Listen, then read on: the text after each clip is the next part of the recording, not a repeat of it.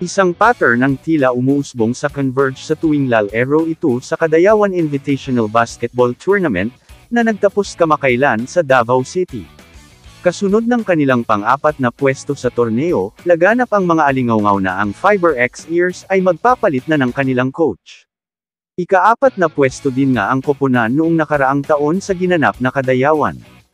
At sinibak ng Converge si Coach Alden Ayo, at pinalitan siya ni Franco Atienza. Pinaniniwalaan ngayon na natapos na ang panunungkulan ni Atienza, at pumalit na si Pampanga Vice Governor Dennis Delta Pineda. Kung gagawin niya ito, hindi ito magiging sorpresa dahil palaging may usap-usapan na si Pineda, na siyang nagpapatakbo ng koponan ng Pampanga sa MPBL, ay malapit nang pumalit sa bilang head coach ng Converge. Kasunod nga nito, ang pag-alis ni Franco Atienza, bilang head coach ng koponan. Sinabi rin nga ng mga source, na plano ni Pineda na magpakilala ng ilang pagbabago kapag siya ay pumalit.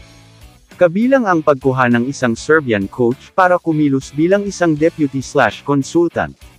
Ang natitirang mga binalak na pagbabago ay hindi ibinunyag. Hindi pa rin sigurado kung muling sasabak ang Converge sa susunod na taon na edisyon ng Kadayawan Invitational, kung saan 2 beses itong natapos sa 4-team pocket event.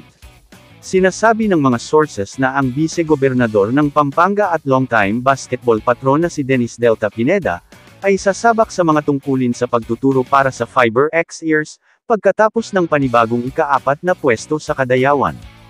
Magkakaroon na ng mas aktibong papel si Dennis Pineda sa sidelines ng Converge, sa katatapos lang na PBA season ng Philippine Cup.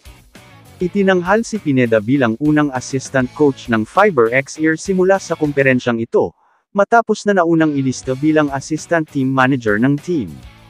Pinaniniwalaan ngayon na natapos na ang panunungkulan ni Atienza, at papalit na si Pampanga Vice Governor Dennis Delta Pineda. Kung gagawin niya ito, hindi ito magiging sorpresa dahil laging usap-usapan nga si Pineda, na siyang namamahala din sa koponan ng Pampanga sa MPBL, na gawa niyang maging kampyon ng magkasunod na season. Kamusta mga idol? Sports Zone PH, para sa sports news and update. Kung bago ka pa lamang dito sa channel ko, pindutin mo na ang subscribe button at notification bell para lagi kang update sa mga sports news.